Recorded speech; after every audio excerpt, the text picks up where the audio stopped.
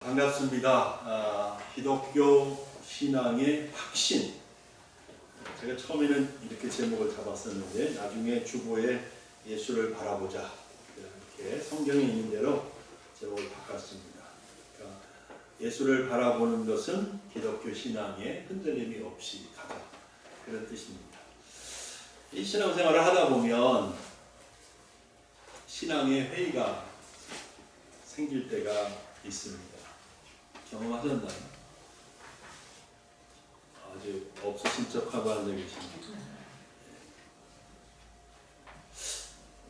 예수님을 믿는 것에 대해서 의심이 생기기도 해요. 과연 예수 믿는 삶이 맞는 건가? 기독교가 정말 진리인가? 기독교가 정말 생명인가? 내가 믿음으로 산다고 이렇게 지금 사는데 제대로 가고 있는 것인가?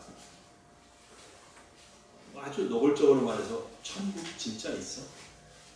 지옥이 진짜 있는 거야? 만약에 없다면 지금 우리는 지금 헛된 시간을 가지고 있는 거잖아요. 그렇죠? 만일 천국과 지옥이 없다면 기독교인으로서 사는 것은 어쩌면 아무 의미가 없는, 그저 그냥 순간순간 조금 마음의 위안 정도 얻는, 거기에 그칠 것입니다. 그리고 그런 정도의 위안은 다른 종교에 가서도 혹은 자기 수양을 통해서 혹은 다른 어떤 자기가 좋아하는 일들, 취미 생활을 함으로써도 얼마든지 얻을 수 있는 것들이죠. 꼭 기독교가 아니어도 되거든요. 그런 것들은. 이렇게 우리가 기독교 신앙을 가지고 사는데 순간순간 의심과 회의가 찾아오기도 하는 것이죠. 어떤 사람은 되게 힘들어합니다. 어떤 사람은 정말 기독교 신앙을 버리는 경우도 있어요. 지금까지 믿음 안에서 살고 계시는 여러분, 하나님의 은혜인 줄 아시기 바랍니다. 하나님의 은혜예요. 하나님이 붙들어 주시는 것이죠. 어쨌든 이런 의심과 회의, 이것을 오늘 우리가 읽은 히브리서 말씀의 기자는 그 모든 염려와 근심을 불식시키고 있습니다. 왜냐하면 우리에게는 구름같이 둘러싼 큰 증인들이 있기 때문입니다. 아멘. 히브리서 기자는 히브리서 12장 이 말씀을 하기 전에 그 앞장 11장에서 그 우리를 둘러싼 허다한 믿음의 증인들을 열거했습니다. 아벨을 시작으로 에녹, 노아, 아브라함, 이삭, 야곱, 요셉, 모세, 기생, 라합, 기드온, 바락, 삼손, 입다, 다윗, 사무엘 등등 열거하고 있습니다. 이분들은 모두 믿음을 따라 살았고 믿음을 따라 죽었습니다. 믿음으로 자신의 삶에 닥쳐오는 모든 것들을 헤쳐나갔습니다. 이들 각각의 삶은 모두 달랐지만 한 가지 동일한 것이 있다면 그것은 이분들은 다 믿음으로 살았다는 사실입니다. 세상 사람들은 이분들을 다르게 평가할지 모르겠지만 분명한 사실 한 가지, 이들은 모두 믿음으로 승리의 삶을 살았고 하나님이 인정해 주신 가장 멋진 삶을 산 분들이다 라는 사실입니다. 아멘. 여기 아멘 하시면 정말 믿음이 있는 거죠. 어떤 삶이 성공적인 삶이고 어떤 인생이 성공한 인생이냐라고 할 수 있을까요? 사람마다 다 다르게 말하고 그 기준이 다를 수 있겠지만 우리가 성경을 하나님의 말씀으로 믿기에 성경을 기준으로 한다면 성공한 삶, 성공한 인생은 이 땅에서 내게 주어진 삶을 믿음으로 감당하고 내가 생을 마칠 때는 천국에 가서 안식하는 할 수 있는 것입니다.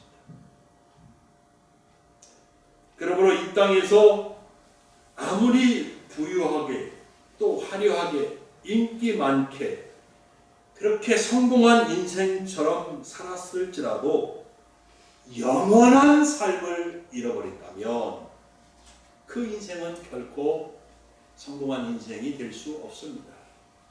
그러나 이 땅에서 비록 조금 어렵고 힘들고 고난을 겪고 그래도 믿음으로 하나님의 뜻을 행하다가 하나님 앞에 섰을 때에 하나님의 인정과 칭찬을 받을 수 있다면 그 삶이 진정 성공한 삶이 아니겠습니까? 그 삶이 진정 승리한 삶이 아니겠습니까? 여러분 모두 이런 삶을 사실 수 있기를 바랍니다. 그러므로 기독교 신앙에 대한 회의나 의심은 타작마당에서 결을 날려버리듯 날려버리시기 바랍니다. 예. 코푼 휴지 버리듯 기독교 신앙에 대한 근심과 염려를 버리시기 바랍니다. 기독교 신앙은 진리입니다. 기독교 신앙은 가장 확실한 생명의 길입니다. 기독교 신앙은 유일한 구원의 길입니다. 우리는 오직 믿음으로 앞으로 달려나갑니다. 믿음의 경주를 하는 것이죠. 그래서 오늘 본문을 보면 믿음의 경주를 끝까지 마치고 면류관을 차지할 수 있으려면 두 가지 버릴 것이 있다고 말합니다. 버릴 것이 두 가지. 여러분들이 두 가지는 버리셔야 돼요.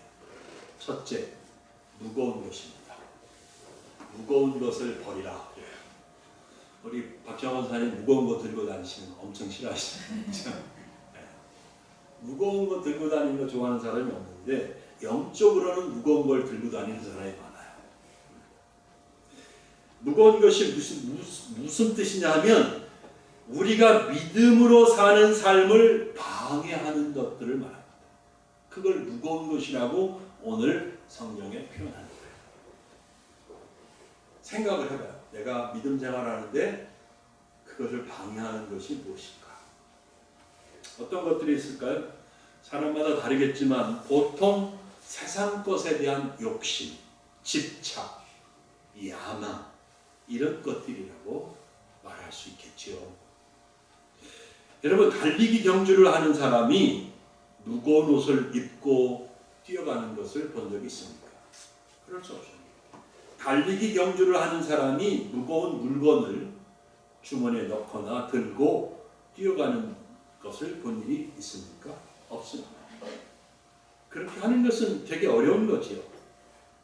그것처럼 세상 것들에 붙들려 있으면 믿음으로 하나님을 섬기면서 사는 데에 크게 회방을 받습니다. 그러므로 세상 일에 바빠서 예배 드릴 수가 없고 세상 일에 바빠서 주를 위해 살지 못하고 주를 위해 감당해야 할 일들을 못한다면 우리는 그런 것들을 아낌없이 버려야 합니다. 믿음으로 사는 삶을 회방하는 것들은 하나님 앞에 아무 의미가 없거든요. 아무리 화려하고 높게 쌓아놓더라도 하나님 앞에서 쓰레기처럼 불태워 사라져 버릴 것입니다. 두 번째 버릴 것은 죄입니다. 죄. 근데 죄를 그냥 죄라고 말하지 않고 본문에 보면 무슨 죄라고 말했어요? 얽매이기 쉬운 죄. 얽매이기 쉬운 죄라고 했어요. 여러분 죄는 권세가 있어요. 죄는 권세가 있어요. 죄는 힘이 셉니다. 죄의 힘과 권세는 결코 약하지 않아요. 세요. 강자예요. 사람의 힘으로 감당하기 어려울 만큼 강합니다. 따라서 죄에 사로잡혀 있으면 그 마음이 얽매여서 하나님 앞에 나오고 싶어도 나올 수가 없어요.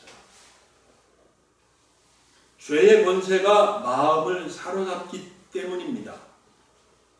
만일 어떤 사람이 나쁜 일에 자꾸 가담하게 된다 그러면 그 마음이 죄에 얽매이게 되어서 하나님 앞에 나오는 것이 쉽지가 않아요. 아무리 옆에서 가자 해도 크게 그렇게 되지가 않습니다.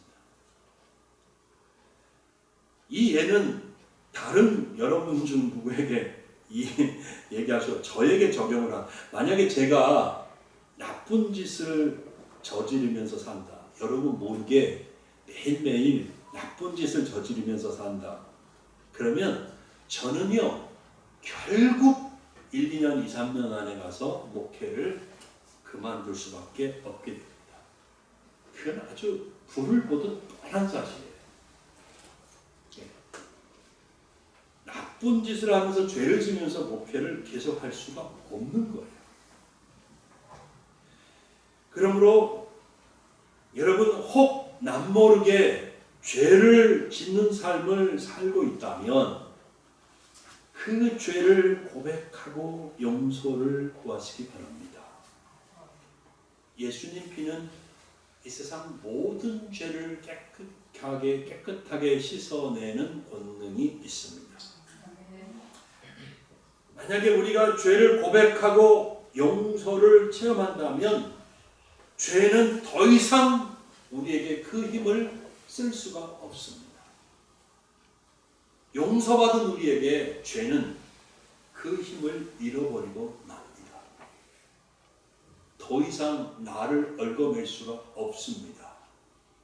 그러므로 죄를 버리시기 바랍니다. 용서를 구하십시오. 고백하고 예수의 피로 씻어달라고 구하십시오. 그리고 하나님의 용서를 체험하시기 바랍니다. 그러면 죄의 권세로부터 자유롭게 되어서 마음껏 하나님께 예배하고 하나님을 섬길 수 있게 될 것입니다. 자, 제가 믿음의 경주를 잘하고 승리자가 되기 위해서 버릴 것 두 가지를 얘기했습니다. 그렇죠? 첫째가 뭐였어요? 무거운 거. 그 다음에 둘째는 죄, 얽매이기 쉬운 죄. 근데 오늘 히브리서 기자가 이제 믿음의 경주를 끝까지 감당하고 승리의 면류관을 쓰려면 두 가지 해야 할 일도 또 우리에게 말해주고 있습니다. 두 가지 할 일이 있어요. 그 첫째는 인내입니다. 인내. 그죠? 인내.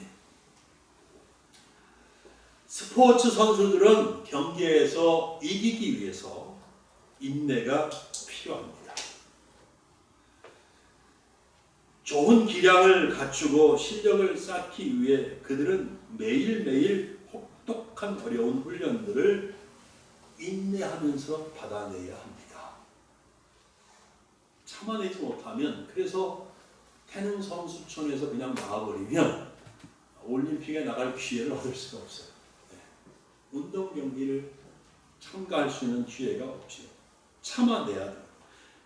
막상 경기를 할 때도 매 순간이 얼마나 어렵고 힘듭니까? 그것들을 참고 최선을 다해야 좋은 결과를 만들어낼 수 있습니다.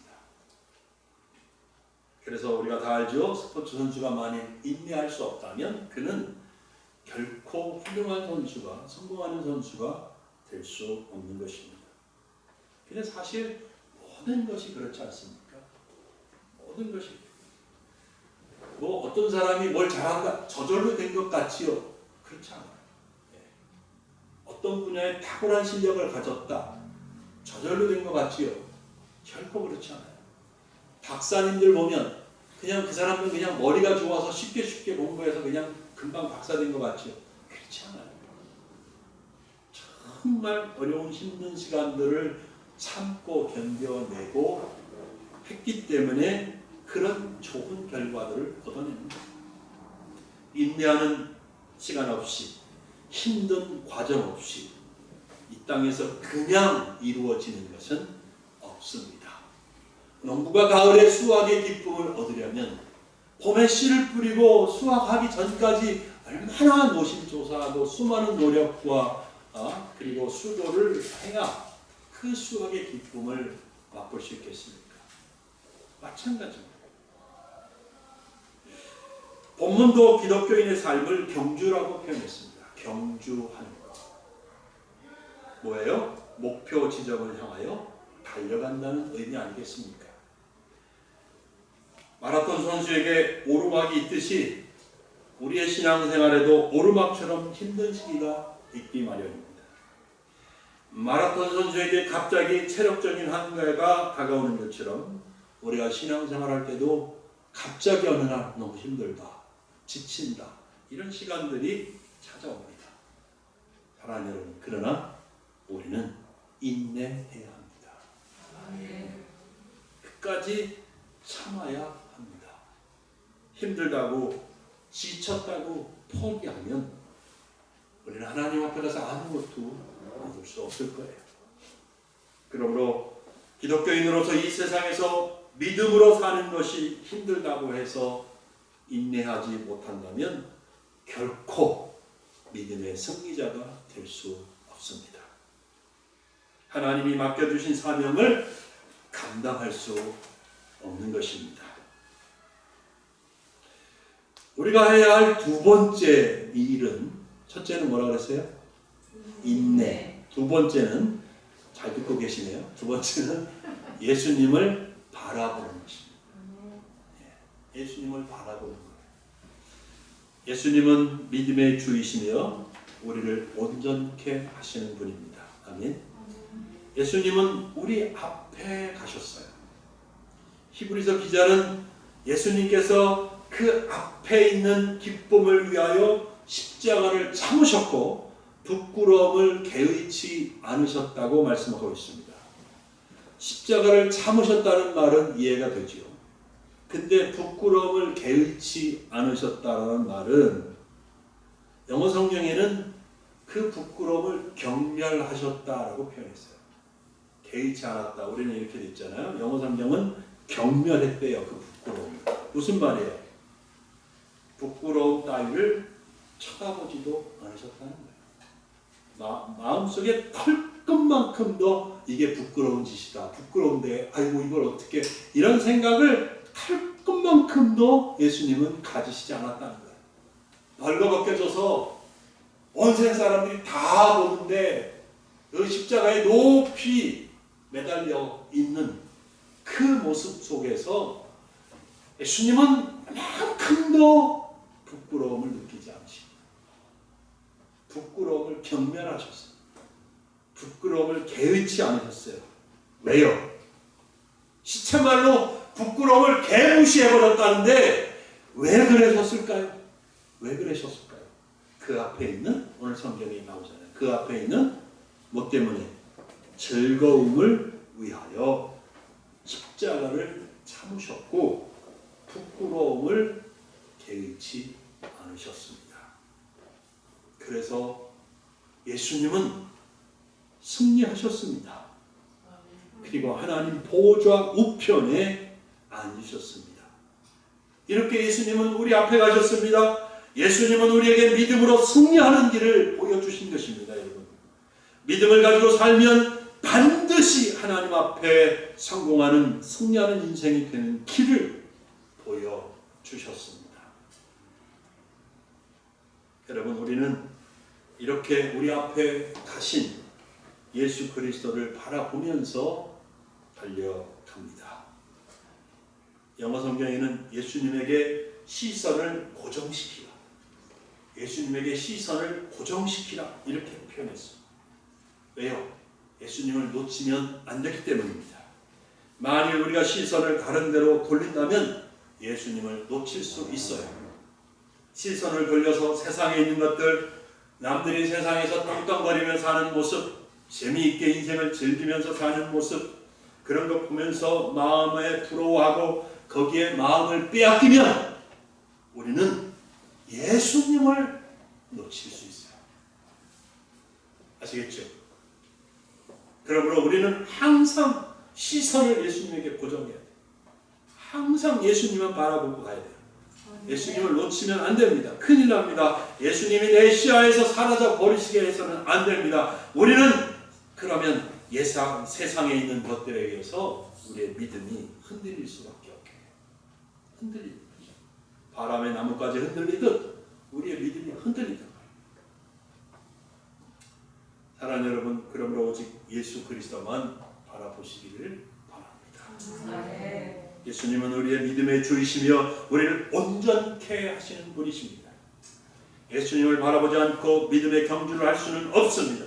예수님을 바라보지 않고 믿음으로 사명을 감당할 수 없습니다. 예수님을 바라보지 않고 이 세상을 믿음으로 이기고 믿음을 지킬 수 없습니다. 히브리서 기자가 히브리서 11장에서 믿음의 위인들을 쭉 열거했는데 그 중에서 다윗 얘기 해보겠습니다. 다윗이 아직 소년의 티를 벗기도 전에 인간적으로 말하면 전쟁의 신이라고 할 수 있는 블레셋의 골리앗 장군 앞에 마주 섰습니다. 골리앗이 40일 동안 이스라엘 진영 앞에 튀어나와서 큰 소리로 이스라엘을 모욕하고 하나님을 모욕합니다. 이들 중에 누구든지 나와서 싸우자라고 합니다. 그때 이스라엘은 왕을 비롯해서 모든 장군들, 병사들까지 꼼짝을 못하고 벌벌벌 떨고 있습니다. 그런 일이 40일 동안 지속되고 있었어요. 다윗은 아버지 심부름 때문에 그 전쟁에 참가하고 있는 첫째 형, 둘째 형, 셋째 형 만나서 소식을 듣기 위해 갔다가 이런 상황을 맞닥뜨리게 된 것이죠. 어린 다윗의 마음에 하나님을 모욕하고 하나님의 군대를 모욕하는 골리앗을 그냥 두고 볼 수가 없었습니다. 그래서 다윗은 골리앗과 1대1로 싸우기 위해서 앞에 나섰습니다. 이스라엘 왕도 장군들도 참 한심스럽지. 요만한 소년이 싸우겠다고 나서는데 지들은 뒤에서 구경만 하고 있고. 다윗이 처음에는 사울의 옷 갑옷을 입어봐요. 근데 다 커. 칼도 질질 끌리고 옷이 무거워서 이 소년이 옷이 무거워서 감당 싸울 수가 없어. 그래가지고 다 훌훌 던져버리고 벗어버리고 던져버리고 다윗이 들고 간 거는 오직 작은 막대기하고 거기에 끈 이렇게 달려가지고 거기다가 돌멩이 이렇게 넣어가지고 올려가지고 착 던지는 거 물맷돌이라고 하죠. 그게 다윗이 가지고 있는 다예요. 전부예요. 그거 가지고 다윗이 골리앗과 싸우겠다고 나옵니다. 골리앗이 그런 다윗을 보니까 이게 기가 막히는 거지. 아이고, 마치 격투기 챔피언, 세계 챔피언 앞에 초등학생이 겁도 없이 이러고 달려드는 거하고 비슷한 거 아니에요? 네. 아주 극격이지요. 골리앗이 기분이 너무 나빠요. 네가 나를 개 취급을 하느냐고. 네가 나를 개라고 알고 막대기로 때리려고 지금 막대기 갖고 나온 거야. 근데 기분이 엄청 나빠서 자기가 섬기는 신의 이름으로 다윗을 막 저주합니다. 이런 상황에서 다윗이 하나님 이외의 것들, 곧 골리앗이 얼마나 거부해요. 6척이나 됩니다. 6척. 그 다음에 그가 가진 무기, 어마어마한 무기죠. 보통 사람은 들지도 못해. 근데 이 사람은 그걸 한 손으로 들고 막 흘러대는 거야. 손가락 6개, 발가락 6개.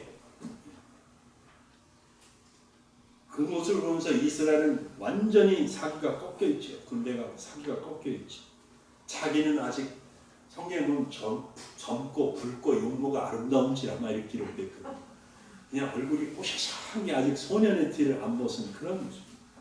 자기는 아직도 힘이 없어. 물맷돌이나 돌릴 수 있을 정도의 그런 힘인데 그런 거를 생각하면서 마음을 뺏겨버린다면 다윗이 골리앗 앞에 나갈 수 있을까요? 없지요.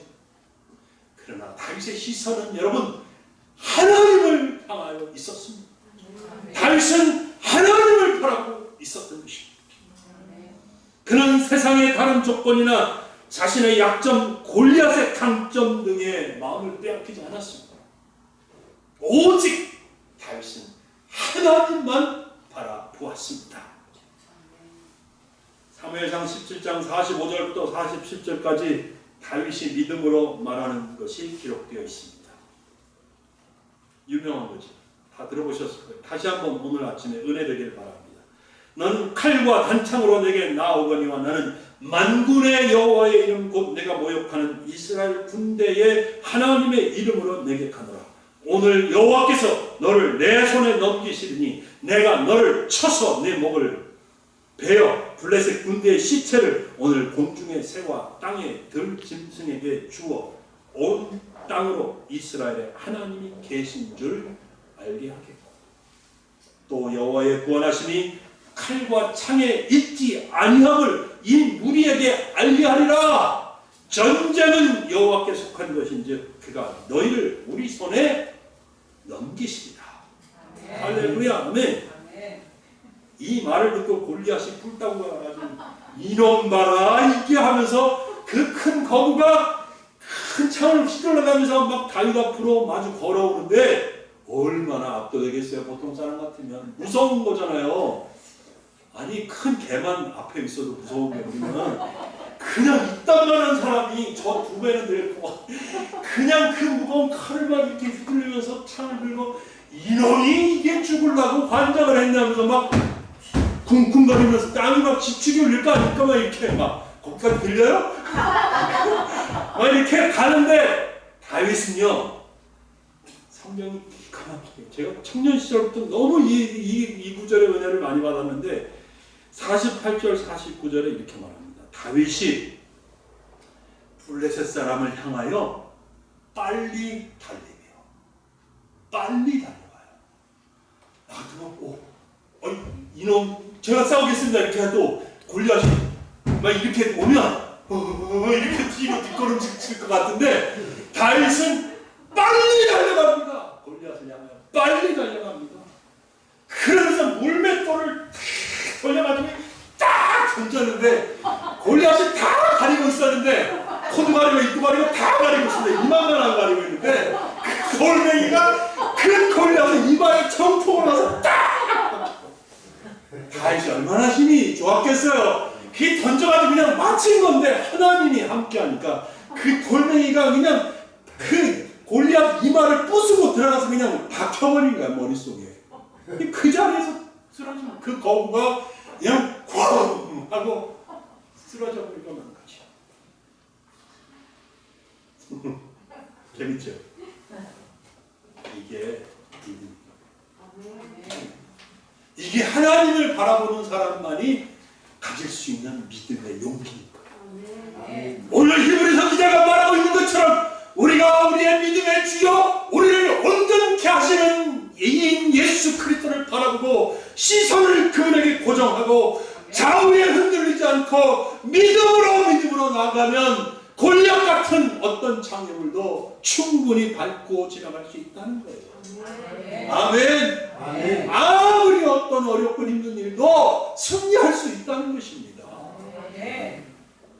이게 믿음으로 살라는 거예요. 이 믿음이 이렇게 산 믿음의 증인들이 허다하지 않느냐.